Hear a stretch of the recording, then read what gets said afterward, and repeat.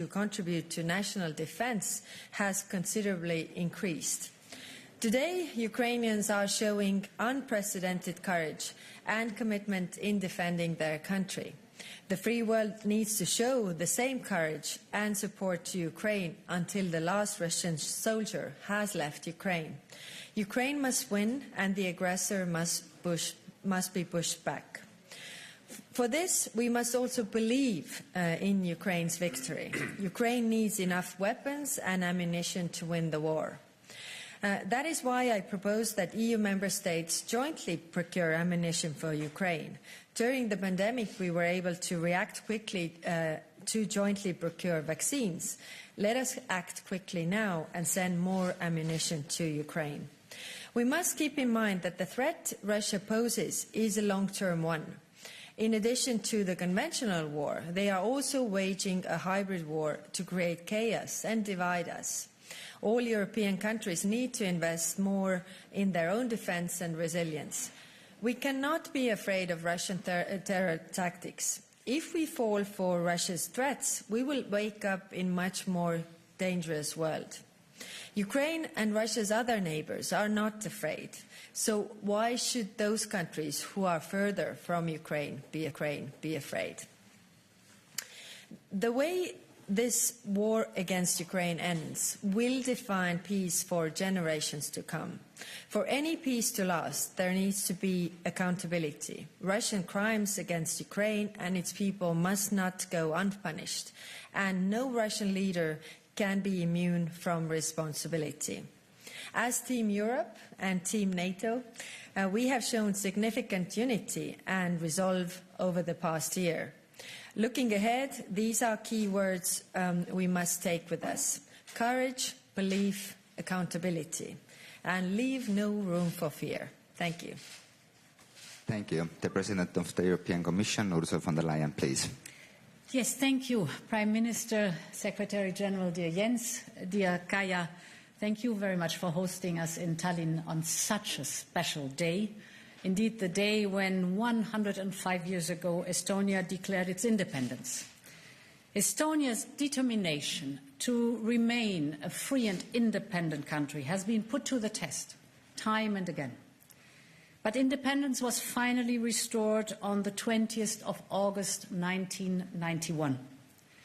And I also want to share a thought or quote of a famous Estonian, the former president, Lennart Meri, who said, "Europe is not geography.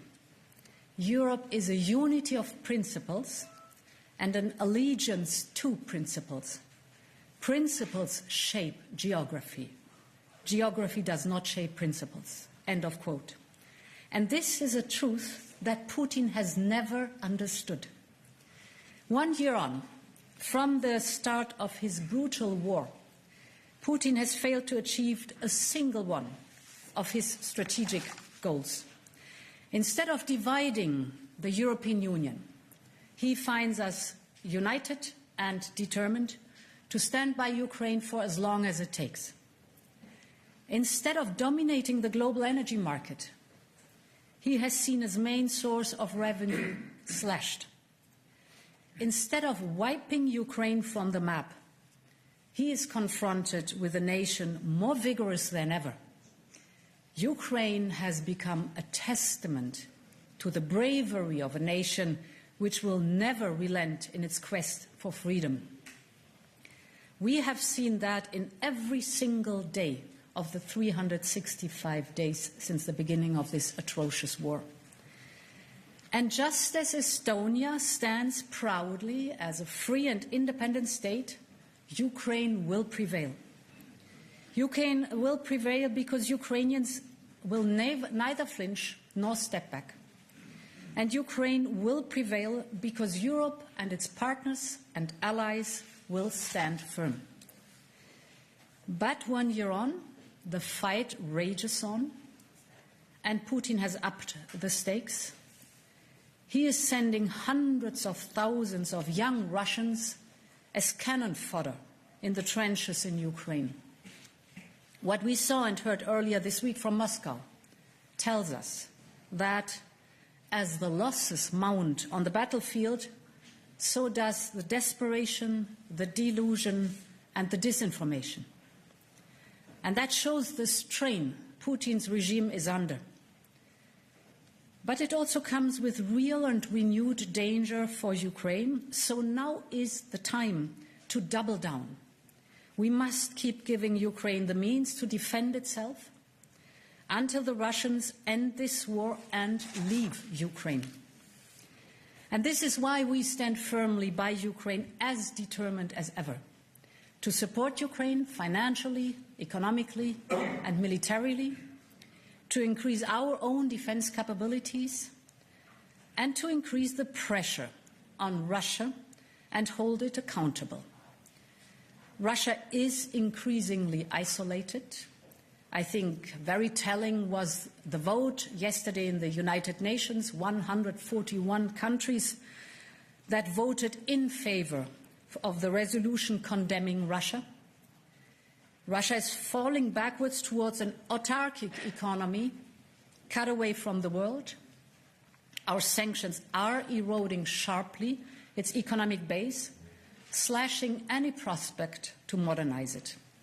We will continue to put pressure on Russia and on those supporting it on the battlefield. We will continue going after Putin's cronies, and we will go after those helping Russia to circumvent sanctions or replenish its war arsenal. At the same time, we work to ensure Ukraine's economic and military resilience. First, with continued financial support, 67 billion euros we mobilized so far. Second, with increased military support, we aim to train 30,000 Ukrainian soldiers in the European Union. Our member states are delivering military equipment, and we will turn to joint procurement to deliver urgent military supplies for Ukraine, such as 155mm ammunition. Equally important is to work with our defence industry to ramp up the production of this ammunition and other equipment needed by Ukrainian forces, but also to replenish our own stocks. And dear Kaya, you rightly so brought attention to this at the last European Council, and we are taking action. Finally, this is not just about winning on the battlefield. Ukrainians are fighting for their right to choose their own future. And they have already chosen. They have chosen the European Union. They have chosen the unity of principles, as President Leonard Meri said. The Ukrainian soldiers fighting in the trenches of Bakhmut are defending this unity of principles. And in these dark times, the hearts of Ukrainian people are warmed by the confidence that Ukraine will join the European Union one day. This is how principles shape geography. Dear Kaya, today I am proud to stand here together with you and you, Jens, in Tallinn, celebrating Estonia's freedom and independence. And I'm proud that we stand here together in support of the Ukrainian people and their fight for freedom and independence. I am certain that, like the people of Estonia, Ukraine too will prevail. Thank you. Thank you. NATO Secretary General Jens Stoltenberg, please. Prime Minister Kallas, Kaya, congratulations on Estonia's Independence Day, and President von der Leyen, Ursula, it's an honor to be together with both of you here in Tallinn today on this very symbolic day. Over 100 years ago, Estonian troops fought bravely for their freedom and independence. Independence was short-lived, but the Estonian people never gave up. And with the fall of the Iron Curtain, you regained your freedom.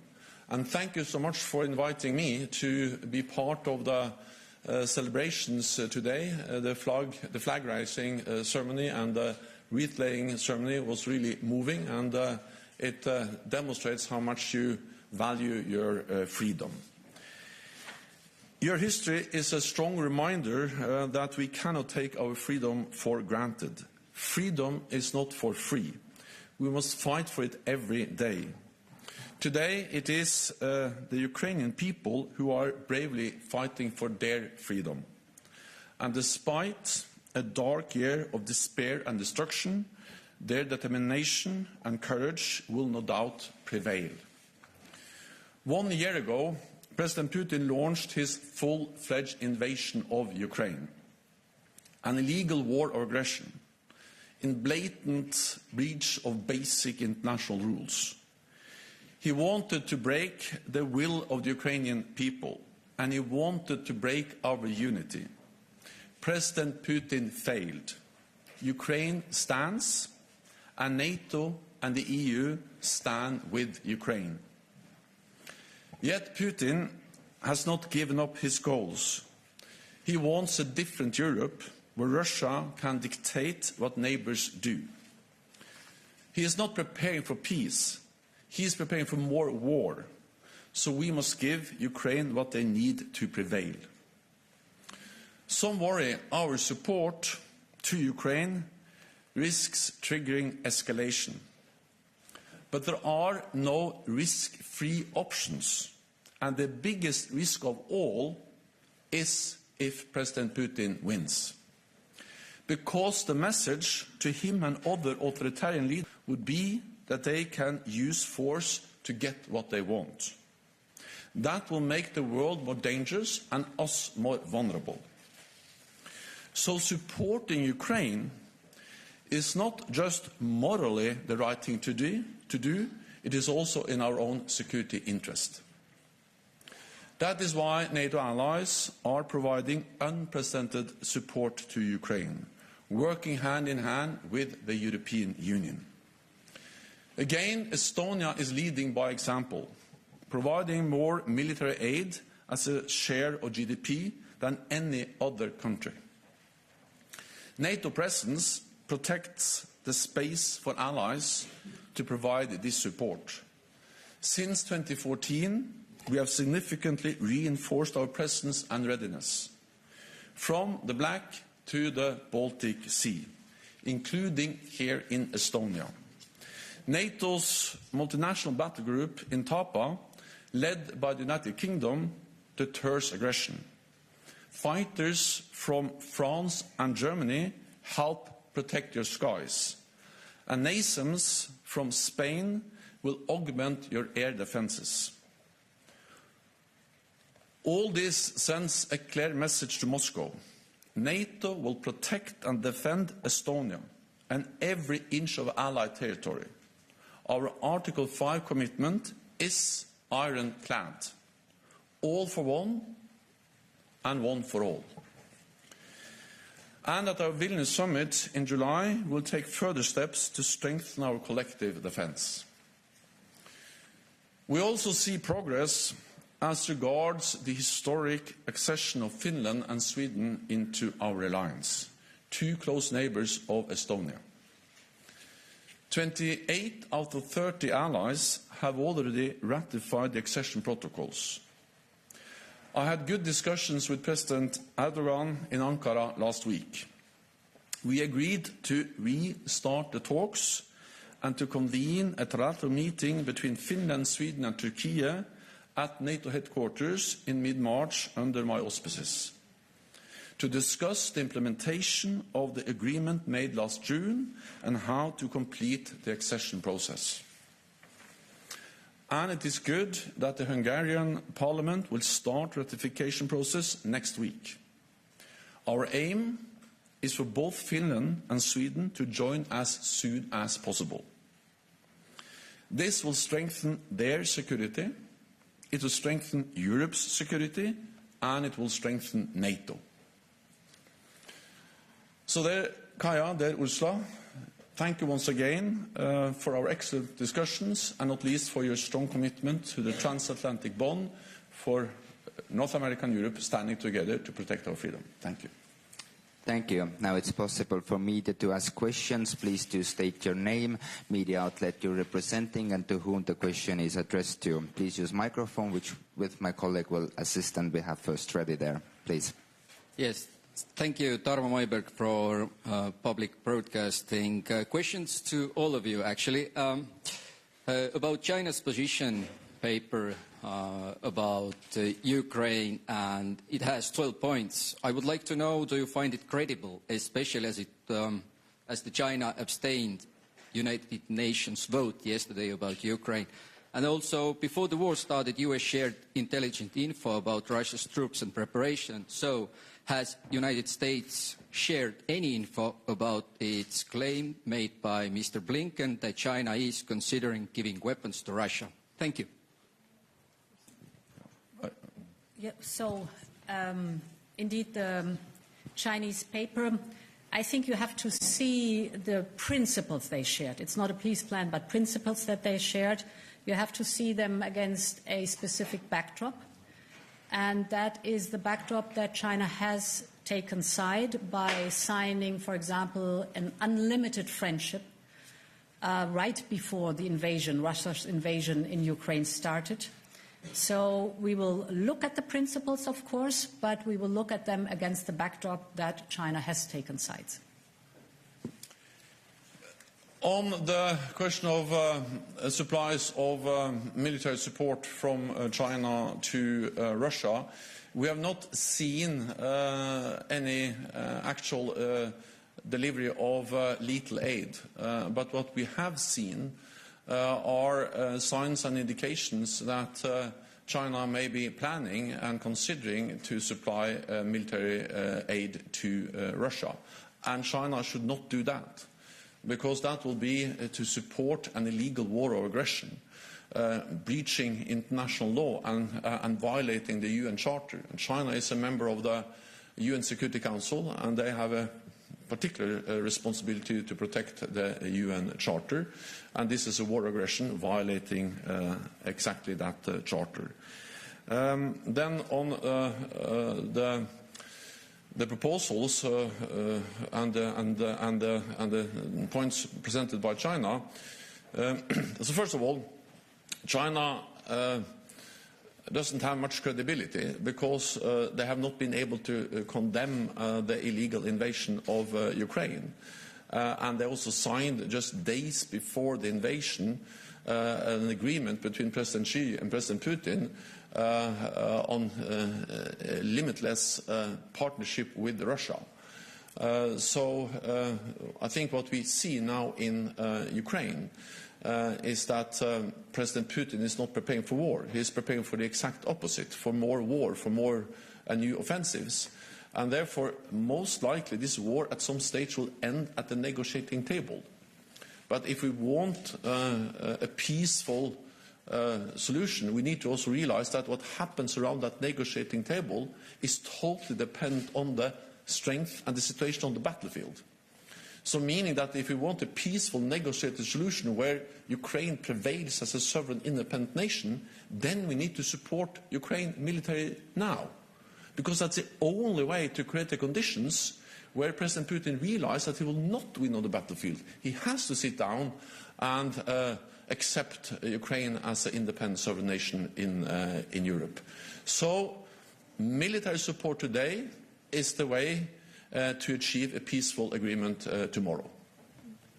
Yes, actually, I have nothing really to add, because all was said. UN Charter is also something that China is and should be respecting, and it says the principles of territorial integrity and also the right to defend one's country and sovereignty. So if they are providing military aid to aggressor, then they go against this UN Charter, and that is dangerous to the peace of the world in general. Thank you. We have our next one ready, please. My name is Külli Kapper and I come from the Postimees. I have one question to the President of the European Commission and one question to the Secretary General of the NATO. To the Commission, what measures will you take to prevent the circumvention of the European sanctions by the third countries?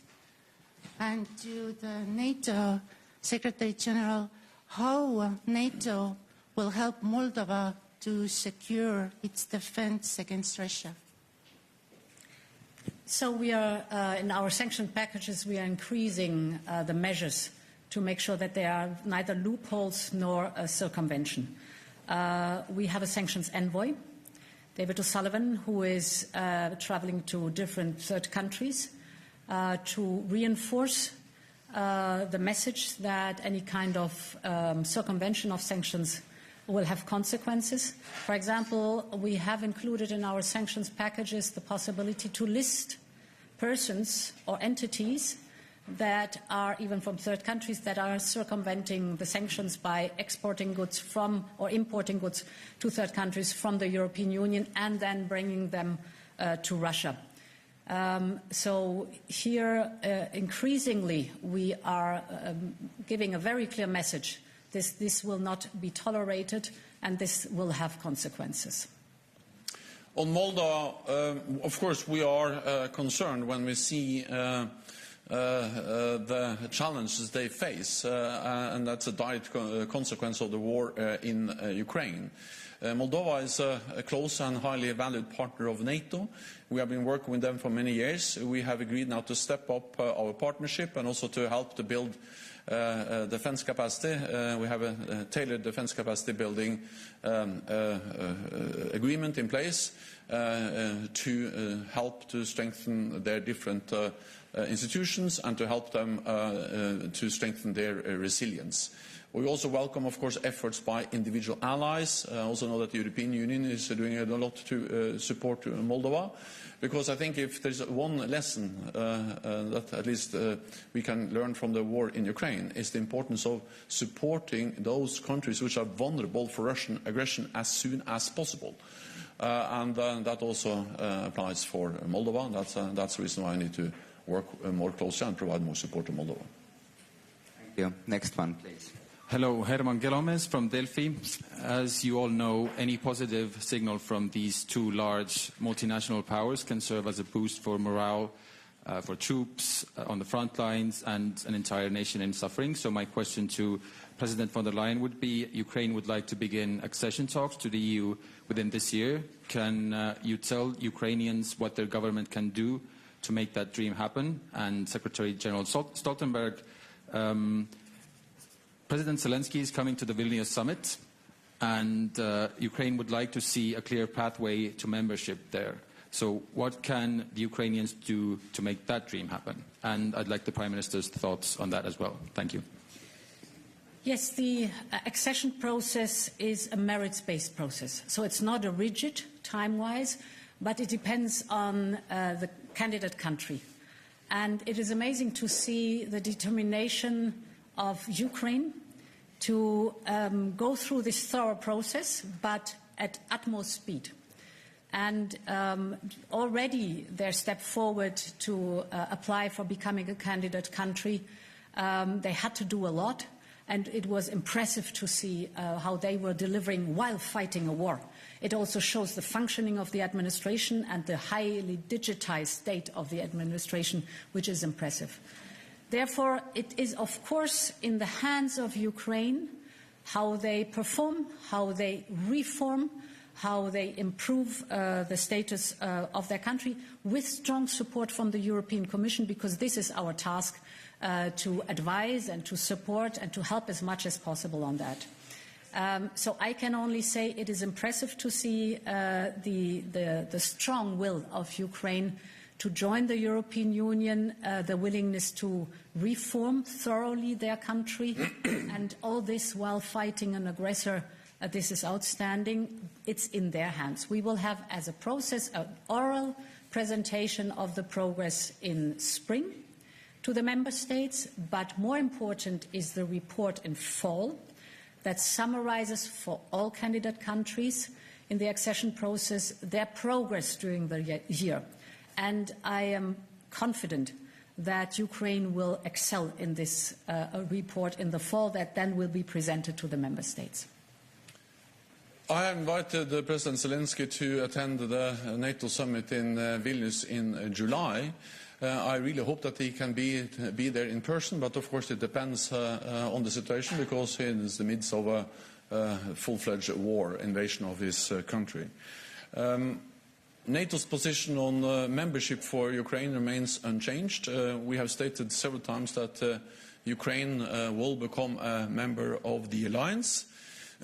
At the same time, we all realize that the first step to ensure that that will happen is to ensure that Ukraine prevails as a sovereign, independent nation. Without a sovereign, democratic, free Ukraine, the membership will not be an issue at all.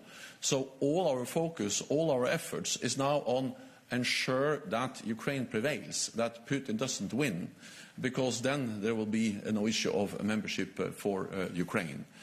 Then when this war ends, then of course we need to ensure that history doesn't repeat itself, because there is a pattern of Russian aggression. Georgia in 2008, Crimea and Eastern Donbass in 2014, and then the full-fledged invasion last year. And we need to make sure that when the war ends now, that Russia is not able to continue to chip away at European security, and we need to break this cycle of Russian aggression. This will be about enabling the Ukrainians to have strong armed forces themselves, so they can deter aggression themselves. But it will also be an issue of creating the framework and the political framework that sends a clear message to Moscow that they cannot continue to attack an independent, sovereign, democratic neighbor, Ukraine. So we need to help Ukraine move forward on the Euro-Atlantic path. Ukraine is part of the Euro-Atlantic family, and the first step is to ensure that Ukraine prevails as a sovereign nation. To add to that, grey areas are a source of conflict and war, and that's why NATO has been the peace project. We have to believe in Ukraine, and therefore we also have to give military aid so that Ukraine can defend themselves, and then when the war is over, then move on with the open door policy of NATO. Thank you. Next one, please. Mari Selran for German Public Broadcaster ARD. Question to the Secretary General. You mentioned talks with Turkey. How can NATO act on Turkey in order to speed up Sweden's joining process? So, first of all, this is a priority for NATO and for me. And I'm confident that both Finland and Sweden will become full members of the alliance.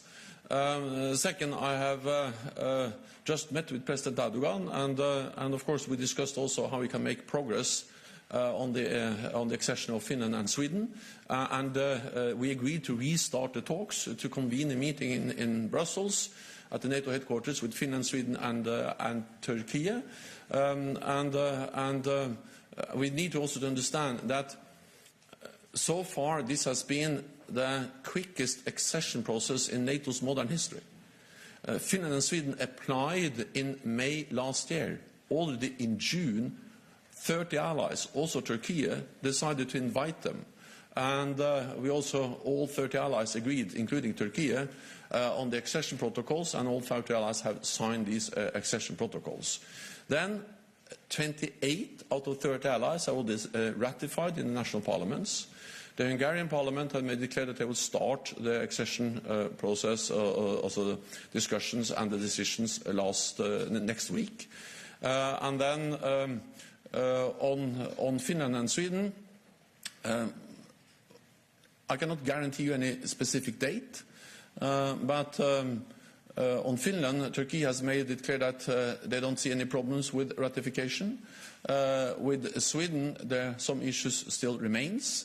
I have made it clear that both Finland and Sweden have lived up to their commitments they signed up to at the NATO summit last year. So I think the time has come to ratify both of them now. But of course, Turkey has another position, and then we have this trilateral mechanism to address how to ensure that the accession process continues to move forward.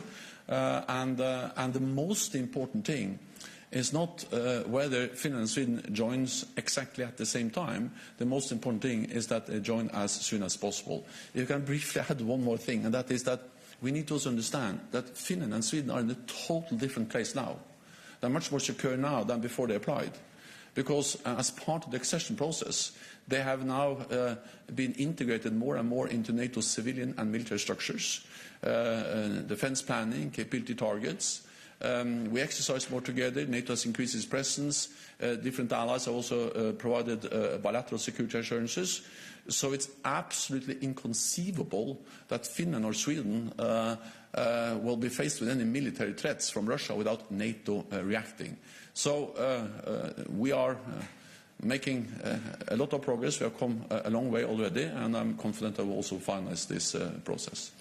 So, and time for final question, please. James Bays from Al Jazeera. Secretary General, I've already asked you this once this week, but please, can you tell us what evidence you have that China is thinking of giving weapons to Russia? And to all three of you, I know this is the final question, so very quickly and directly, you're here for Estonia's independence, but what message directly to President Putin do you want to send today about Ukraine's independence? Well, we are monitoring closely what China is doing, and we have seen signs that they may be considering and planning to send lethal aid to Russia. This will be a very big mistake. This is very serious, and that's also why the United States and other allies have conveyed so clearly that this should not happen. Then briefly on the message to Moscow. The message to Moscow is that President Putin started this war. President Putin can end this war today by withdrawing his forces. If he doesn't do that, we will stand by Ukraine for as long as it takes. And allies have provided unprecedented level of military support to Ukraine because this is about Ukraine. It will be a tragedy if President Putin wins for the Ukrainians, but it will be dangerous for all of us. And therefore, this is in our own security interest to ensure that Ukraine prevails. Ukraine is not only fighting for its own independence and territorial integrity, but also for universal values. And these are the values of peace, respect for the international law, respect for the UN Charter. And therefore, Ukraine is not only fighting for its independence, but also for all of us. And we will stand by Ukraine for as long as it takes. We have shown resilience, unity and determination during the last 12 months. And President Putin can bet on the fact that this will be doubled down in resolve, unity and determination to stand by Ukraine. Yes, we are united, as shown, and we are united behind Ukraine, and Russia can't win this war. So sooner Russia realizes that this aggression was a mistake, the better to everybody. Thank you. So, thank you everyone. This concludes the press conference. Thank you for attending. Thank you for following online. Have a great afternoon. Head aastapäeva.